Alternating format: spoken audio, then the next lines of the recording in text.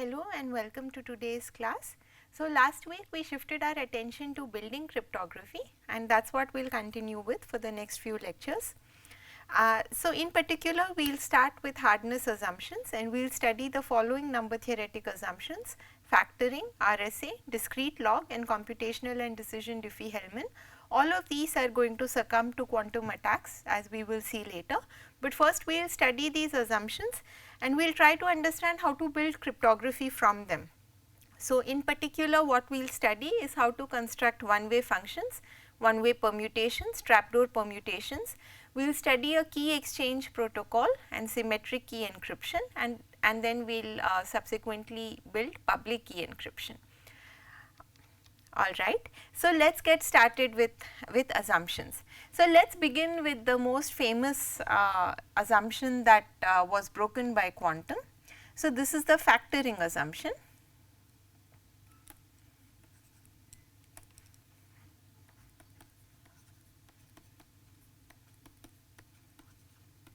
Okay, and in order to define this formally, we are going to have to define a particular algorithm which will generate the the instance of the hard problem for us.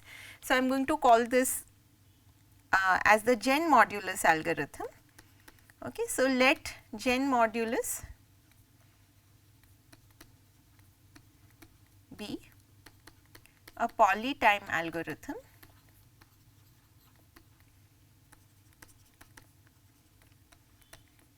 which on input 1 to the n. So, here 1 to the n is basically the unary representation of n. Okay. And we will see why this is important. Okay. So, basically I want the algorithm to run in time polynomial of n. So, I want my parameter to be n. If I represent this n in binary, the size will become log n. Okay. So, that is why I am representing it in unary. Alright. So, this is n in unary representation, and this algorithm is going to take this number n, and what it does is it outputs n, p and q, where n is equal to p times q. P and q are n bit primes except with probability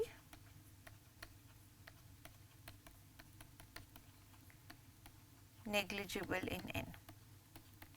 Okay, so, this is the role of the Gen modulus algorithm. So, it is a polynomial time algorithm. It will run in time polynomial in small n, and it is going to output some capital N as well as two large prime numbers, n bit prime numbers p and q, such that n is equal to p times q. And essentially, as you can imagine, the idea here is that I want my Gen modulus to generate a modulus n, capital N, which is going to be hard to factor. So, that is the goal here. Now, we will consider a factoring experiment, and then we will use that experiment in order to define the factoring assumption. So, we are doing this a little bit formally. Okay, so, consider the factoring experiment.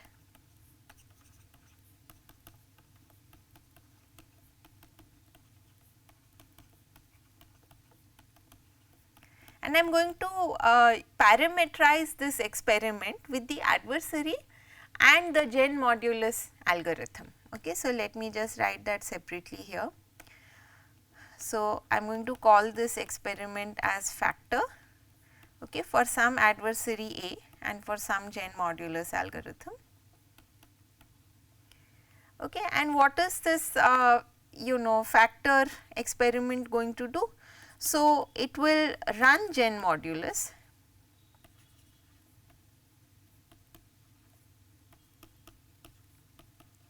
to get n, p and q.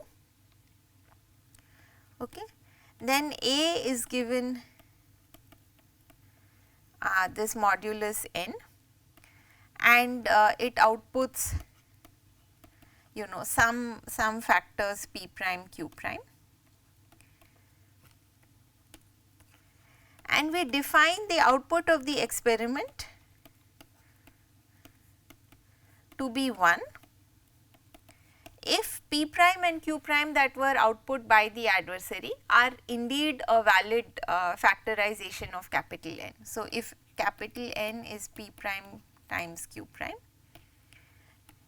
else we define the output to be 0. Okay. So, here recall that A is going to be a probabilistic polynomial time adversary, and this A is asked or given the task of factoring this large composite number n. Okay. So, this is our factor experiment. Is it fine? Okay. So, good. So, this is just the factoring experiment. Now, we will say that factoring is hard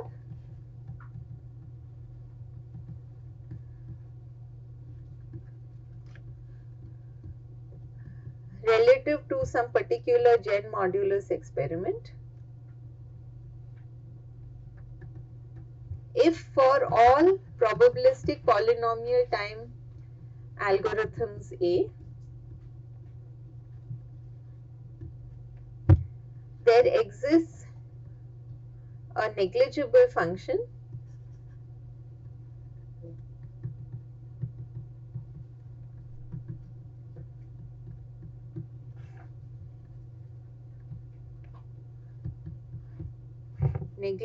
such that the probability that the experiment outputs a 1 is negligible, right. So, the probability that this factor experiment for this A and this Gen modulus, right. So, this is given some 1 to the n, and the probability that this experiment outputs 1 is negligible in n. So, this is very standard crypto parlance. Familiarize yourselves with it. So, what we are saying here is that you know, we define factoring to be hard relative to a given Gen modulus if for any PPT algorithm A, the probability that the factoring experiment which we defined in the previous page, the probability that this outputs 1, right, which means that I used Gen modulus to generate something, I fed it to the adversary outputted valid factors, right. The probability that all this happened should be negligible in n, right. So, remember that negligible means it is decreasing fast than 1 over super poly, okay, and the simplest example is 1 over 2 to the n. Okay, so this is what we mean by factoring, and the factoring assumption. So, this is, you know, so far we defined the factoring experiment and we said that, you know, when is factoring called hard. Now, the assumption of factoring is that there exists a Gen modulus algorithm for which this factoring is hard. Okay, so let me write this. So, the factoring assumption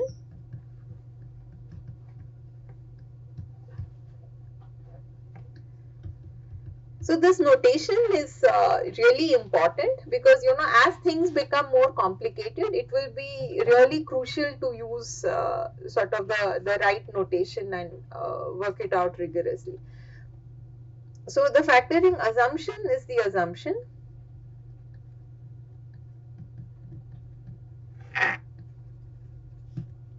that there exists a Gen modulus algorithm relative to which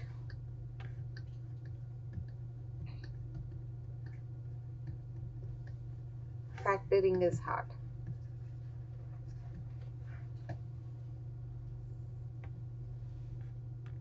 Okay, so this is a definition.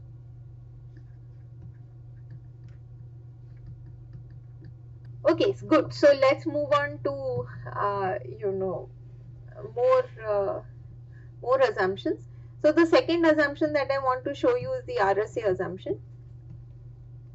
So this is of course a very famous assumption by Rivers, Shamir and Adelman, got them the Turing Prize. So the RSA assumption is related to the factoring assumption, but it's actually a stronger assumption. So if factoring is easy, RSA is definitely easy, but it could be that factoring is hard and RSA is still easy. So in fact, there are some very interesting mathematical attacks on the RSA assumption. There's a very nice survey called 20 years of attacks on RSA. This was itself written maybe 10 years ago, but the ideas are, still very relevant. Okay, so good. So this RSA assumption, what was the reason for introducing it? Well, what we'll see hopefully in today's class, if not today's then tomorrow's, is that the factoring problem gives us a one-way function. So this is already very intuitive based on all the stuff we have said so far, that you can compute the multiplication in the forward direction. It's hard for us to invert, right? It's hard to find the factors. This gives us a one-way function. But it turns out that factoring by itself, we don't know how to use it for something like public key encryption. Because in public key encryption, what you also need is a way to decrypt an encryption, right? And for this, what you need is some notion of a trapdoor. So what the RSA assumption will give us is a trapdoor one-way function. In fact, it will give us a trapdoor one-way permutation. This will ensure that we can, with the help of a trapdoor, we can also go backwards efficiently. We'll define all of this more formally. But this is the reason that we have this RSA assumption. We don't really know how to use factoring in an efficient way to build, encryption schemes. So similar to the treatment of the factoring assumption, let's here consider, Gen RSA algorithm. So this is, as usual, a PPT algorithm, which on input, 1 to the n, outputs once again a modulus n, which is again the product of two primes, large primes p and q. It also outputs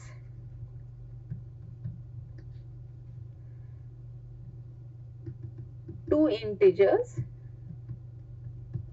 e and d, such that GCD of E phi n is equal to 1 and ED is congruent to 1 mod phi n. Okay, so what is this phi n? Let's define everything. So this is known as Euler's totient function.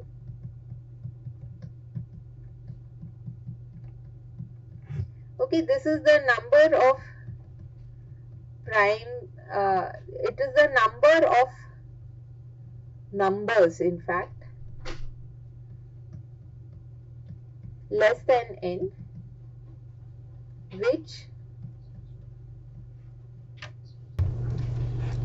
which are relatively prime to n.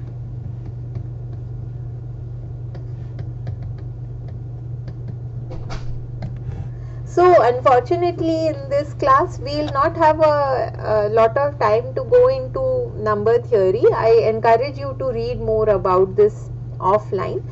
But we will of course define everything for completeness. Okay, so this phi of n, this is Euler's totient function. It's defined over here, and yeah, so if the GCD of E and phi n is 1, then it is easy to see that there will exist a D such that E times D is congruent to 1 mod phi n, and this will follow just by the extended Euclid's algorithm if you've seen it. So if the GCD of two numbers is 1, that means that there is a linear combination, let us say A E plus B phi n equals 1, right? And now B phi n mod phi n will become 0. Right, so that means that A times E is congruent to 1 mod phi n. Okay, and this A is what we will define as D. Okay, so basically, yeah, this is, you know, by extended Euclid's algorithm. There exists, so maybe I'll stick with D here, such that DE plus F phi n is 1.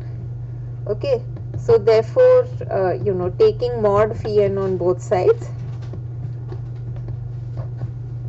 this gives you that E times D is congruent to 1 mod phi n, right, because this will obviously cancel mod phi n. Okay, so anyway, unfortunately, we will not need to go into all this too much. It's a pity because it's really interesting stuff, but our focus in this course is different. So for now, suffice to say, what's the bottom line? We have this Gen RSA. Okay, this will give us, you know, n, capital N, which is the product of 2 primes P and Q. It will also give us E and D. Such that these conditions hold. Okay, and yeah, phi n, I mean, in case you are wondering what's the relation with this capital N here, basically we'll consider the group Zn star, and phi n will be exactly the order of this group. So you will see where that comes up later. Okay, we will talk about that. So now, having defined a Gen RSA algorithm, we will proceed as in the case of factoring to you know, define this RSA problem, right? So we have to define the RSA assumption. So very intuitively, the RSA assumption is going to be that you know, I give you E, I give you N. So remember, here we have N, right? We have E and we have D. So what we will do eventually is that this D is named D not as a coincidence. D here stands for decrypt, E stands for encrypt. So essentially this D is going to be private for us. Okay, N and E are going to be public. So basically the RSA experiment is going to say that if I give you capital N and I give you this E and I give you a random Y in Zn star, then can you compute an X such that X to the E is 1,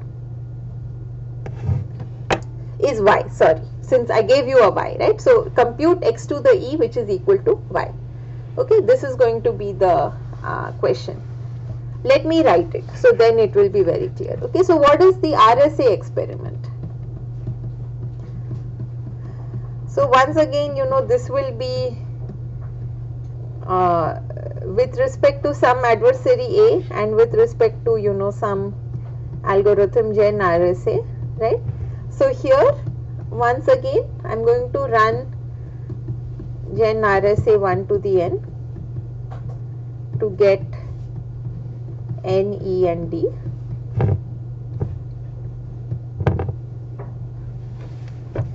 Okay, now I will choose a uniform Y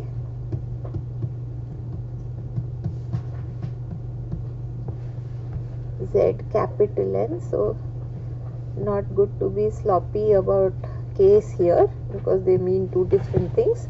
So choose a uniform Y in Zn star, and now A is given, you know, N, E and Y, and outputs X in Zn star.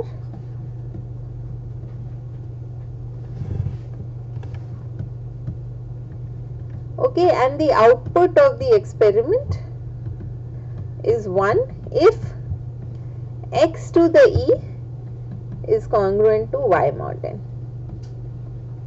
So I managed to find a base X such that you know, X to the E exactly gives me Y. Can anyone already hazard a guess as to what I can do if there is a D with me? If I could compute a D. So I mean, the whole assumption will be that, well, at least computing a D will be hard given N and E. But suppose I have D, then what can I do? How can I compute X if I have D? Any thoughts? So this is just to ensure that we're following along, right? So I defined these terms, right? So I gave you an N and E and a D. Okay, I told you that E times D is 1 mod phi n, and phi n is the order of the group Zn star. Okay, now given all this information, can you tell me if I have a Y and a D along with N and E? So basically anyway I have N and E and Y, right? That is input to the adversary. So the adversary already has N, E and Y. So now if I also have D, can I find this X? I can multiply y on both sides of this. Let's try that. So you're saying, well, I have Y, right? And I have N and I have E. Okay, and I have D. Now both sides of what do you want to multiply Y? The ED is congruent to y mod 1 mod n. So ED is congruent to 1 mod phi n. Oh, mod phi. Very good. So what he said, I mean, you don't actually have X, right? So, but I think you have the right idea. So what he is saying is that what happens if I compute Y to the D? What happens? So Y to the D is by definition X to the E to the D. So this is X to the ED, and the order of the group is phi n, right? So that means that you will get one sort of mod phi n, right? So this is going to be X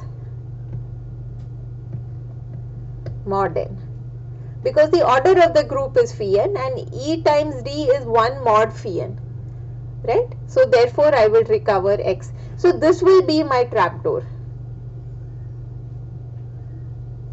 And I want to emphasize that this is a very clever idea, and I mean I think it stays just as clever after all these years, right? So just think how surprising it is that you can do this. So you found a problem which is not only hard to invert, but here's a way to invert it using some secret information. Okay, and remember that these things have to really stand the test of time, right? So you don't really know for sure if this problem is going to be hard. For instance, what is the relation of RSA and factoring? This is something to itself think about, right? Yes. Phi of n is actually dependent on the factors.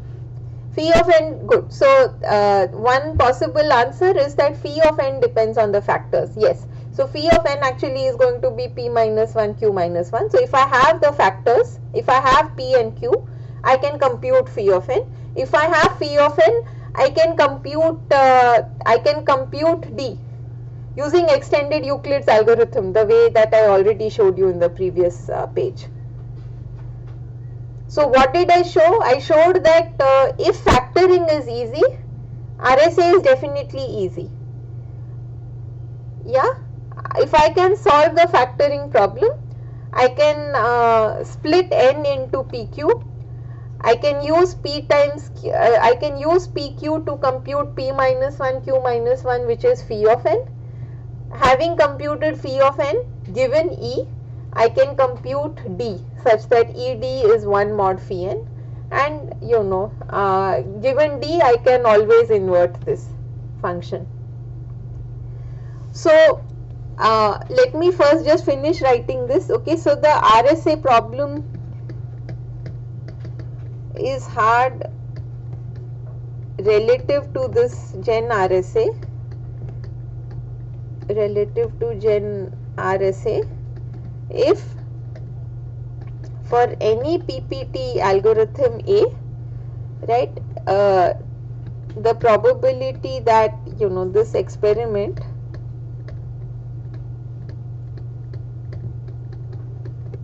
outputs 1 is negligible. Okay, and the RSA assumption